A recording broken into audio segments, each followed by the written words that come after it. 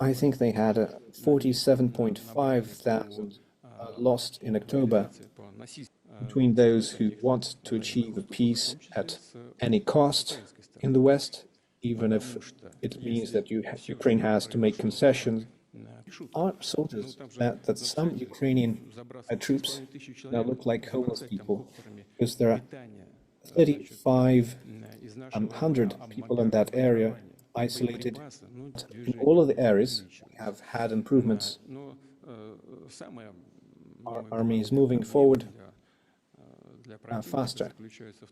But the key problem for the enemy is that they have a growing gap between their losses and the number of soldiers that they can replace.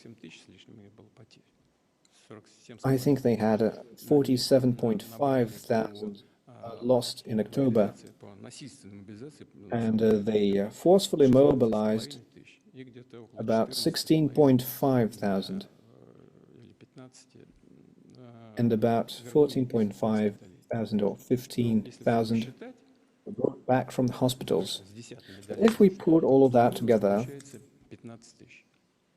we have about 15,000 minus 15,000.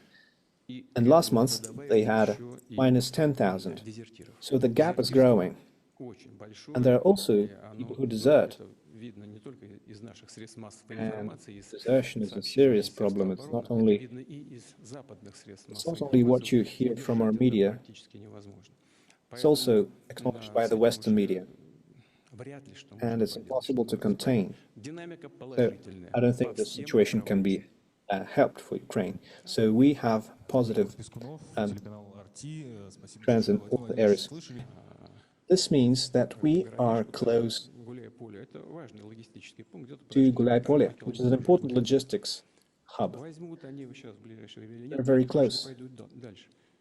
And they will certainly move on after they pass that point, whether they capture it or not. And what this leads us to is that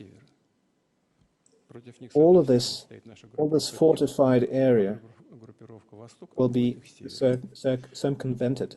They will just bypass it through the north, and this may lead to a collapse of the Ukrainian front in that area.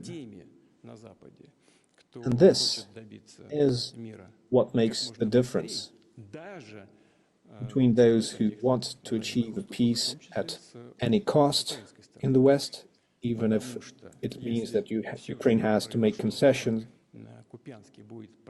and others.